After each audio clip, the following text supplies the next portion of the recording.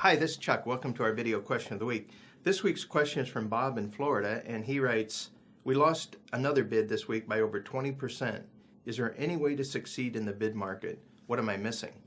Well, Bob, you're probably not missing anything, but other people might be, as you suspected here. One of the things that I always encourage people to remember is that when it comes to the bid market, a lot of times what we're seeing is that the problems carry over probably 2 years. And so from 2009 and 10, 11 into now, what we're seeing is people are really trying to replenish their backlog. And so the low bidding practice stems from people that are desperate to rebuild that backlog up to traditional levels. The other thing that we see is that there's a lot of what I call overhead recovery method of pricing. And so by that, what people's mentality is to just cover their cost on that job. And by doing that, they'll not have to reduce headcount. They'll not have to do some drastic things in their business in order to keep it running. They'll have the cash flow. They'll be able to turn dollars and keep the vendors happy.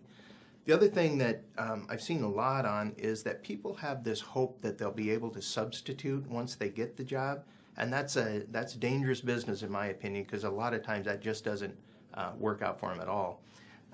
Another factor is people are using subcontractors a lot for installations, pulling wire, things of that nature, which does in many cases help reduce the cost on the project. So we're seeing a lot of that. My advice would be is to really focus in on what you do well and the size of the jobs that you do well, that strata or that level for your own business and the project type, the niche that you serve the best.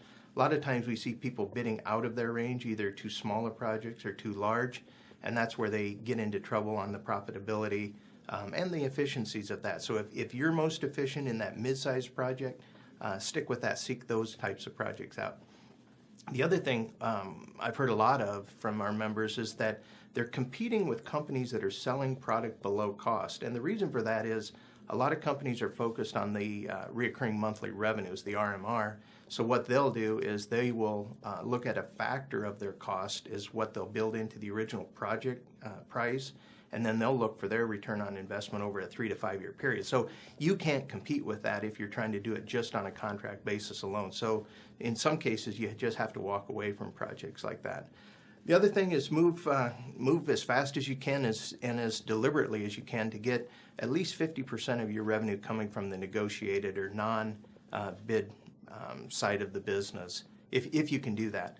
And then if you are bidding work, is look for work that really is based on contractor pre-qualifications and know that if it's a consultant project that the spec integrity is there so that they're not allowing substitutions that you don't know about, giving you an unfair advantage from the start. So anyway, thanks for the question. It's a great question, and look forward to talking to you next week.